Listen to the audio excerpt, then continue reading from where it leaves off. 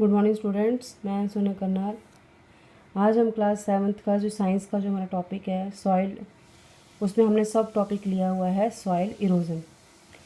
Soil erosion क्या होता है? मिट्टी का जो है वो बह जाना, रिमूव होना।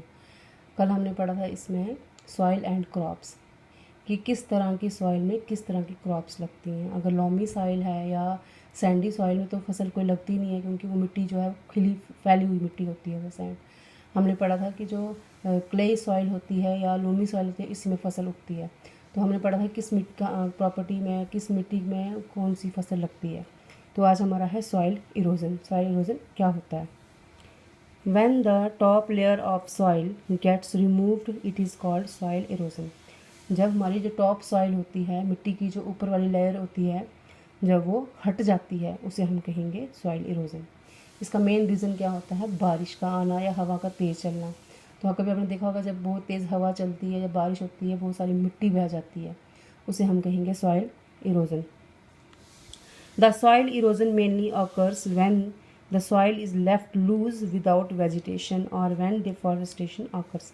वेजिटेशन क्या कहता है हमने? जब कोई वो लैंड जिस पे बहुत सारे प्लांट्स लगे होते हैं उसे वेजिटेशन कहते हैं। The soil erosion mainly occurs when the soil is left loose. जब मिट्टी जो होती है वो लूज़ हो जाती है अपने, मतलब वो बहुत सारी इतनी लूज़ होती है कि वो थोड़ी सी भी तेज़ हवा चलती है उसमें बह जाती है विदाउट वेजिटेशन। उसके ऊपर कोई भी प्लांट नहीं होता है, खाली मिट्टी ही मिट्टी होती है। और व्हेन डिफॉरेस्टेशन और जब जंगल की कटाई होती है, जब पेड़ कटते हैं, उसे हम कहेंगे soil erosion. In such a situation strong winds and flowing water on rain water takes away the top soil and therefore decreases its quality. उस सिचुएशन में क्या होता है? तेज़ हवाएं जब चलती हैं या पानी का लगातार बहना होता है या बारिश होती है, तो उसमें क्या होता है? जो हमारी मिट्टी की जो ऊपर वाली लेयर होती है, and therefore decreases it's quality, और जो मिट्टी की क्वालिटी होती है वो ख़त्म हो जाती है। जब टॉप सॉइल में ही न्यूट्रिएंट्स होते हैं, जब वो बारिश आ गई, जब मिट्टी बह गई, तो उसकी जो क्वालिटी है मिट्टी की वो भी ख़त्म हो जाती है।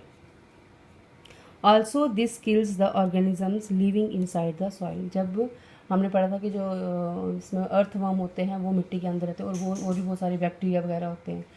जब सॉइल इरोजन होता है तो उसमें रहने वाले जो ऑर्गेनिजम्स होते हैं वो भी मर जाते हैं। The roots of the plants and trees keeps the soil together and allow several micro organisms to grow and survive there. जो रूट्स होते हैं प्लांट्स की, जो जड़ें होती हैं, वो मिट्टी को क्या करती हैं? वो पकड़ के रखती हैं। जड़ें जितनी मजबूत होती हैं ट्रीज़ या प्लांट्स की, उतनी ही मिट्टी मजबूत होगी। और जब पेड़ कट जाएंगे तो मिट्टी जो होती है वो लूज़ हो जाती है। और जो की the soil together and allow, बहुत सारे माइक्रो ऑर्गेनिजम्स को, जो कि आंखों से नहीं दिखते हैं, माइक्रोस्कोप से दिखते हैं, वो मिट्टी के अंदर रहना, उनके अंदर रहते हैं। जब सॉइल इरोजन हुआ तो ये सारे ख़त्म हो जाते हैं। Therefore it is always advise to plant more trees and avoid deforestation. इसलिए कहा जाता है कि प्लांट्स लगाओ और पेड़ों की कटाई कम करो, क्योंकि जितनी ज़्यादा पेड़ होंगे उतनी ही सॉइल इरोजन कम होगा, मतलब ना के बराबर होगा, क्योंकि जो रूट्स हैं वो मजबूत होंगी और प्लांट्स और जो हमारी सॉइल है वो भी पकड़ के रहेगी। सॉइल जड़ों जो है प्लांट्स की जड़ें हैं वो मिट्टी को पकड़ के रखेंगी। Now factor leading to soil pollution. देखिए जैसे एयर पोल्यूशन होता है, वाटर पोल्यूशन होता है, वैसे ही सॉइल पोल्यूशन होता है। वैसे ही मिट्टी जो है वो भी हमारी गंदी हो जाती है। कैसे होती है? Various human activities and products pollute the soil. बहुत सारे ह्यूमन एक्टिविटी, बहुत इंसान ही है जो हर चीज़ को गंदा करता है। ठीक है, तो कैसे करता है human? These pollutants destroy the fertility of the soil and harm the organisms living in the soil. जो पॉल्यूटेंट्स होते हैं, जो पोल्यूशन को फैलाते हैं, उससे क्या होता है? हमारी जो सॉइल की फर्टिलिटी होती है, सॉइल की जो पावर होती है कि जिससे प्लांट्स अच्छे होते हैं, वो ख़त्म हो जाती है। और जो उसमें ऑर्गेनिजम्स होते रहते हैं जो, उनको भी नुकसान पहुंचता है। Some of the important soil pollutants are given below. जो मिट्टी को पॉल्यूट करते हैं वो ये पोल्यूटेंट्स हैं। एक तो है पॉलीथीन बैग, जो हम पॉलीथीन यूज़ करते हैं। हम मार्केट जाते हैं, कहीं भी कोई सामान लेके आते हैं, हम ये पॉलीथीन लाते हैं, तो सामान को यूज़ करने के बाद हम पॉलीथीन को बाहर फेंक देते हैं ऐसे ही। फिर वो क्या करता है? मिट्टी के अंदर चला जाता है, उसकी फर्टिलिटी को ख़त्म कर देता है। तो हमें करना है, हमें एक गड्ढा बनाना है, जितने सारे पॉलीथीन है हमें उसमें डालने चाहिए, ना कि आगे पीछे डालने चाहिए। प्लास्टिक प्रोडक्ट्स, प्लास्टिक जो है वो कभी ख़त्म नहीं होता है, वो भी मिट्टी की जो फर्टिलिटी है उसको ख़त्म करता है। तो प्लास्टिक को भी एक गड्ढे के अंदर डंप करना चाहिए। केमिकल्स बड़ी बड़ी फैक्ट्रीज हैं, उनका केमिकल्स निकलता है, तो वो भी जब मिट्टी में मिल जाता है तो मिट्टी की फर्टिलिटी को ख़त्म करता है। तो उसके लिए हमें क्या करना है, केमिकल को ऐसी जगह डालना है जिससे मिट्टी को नुकसान ना पहुँचे, सॉइल को नुकसान ना पहुँचे।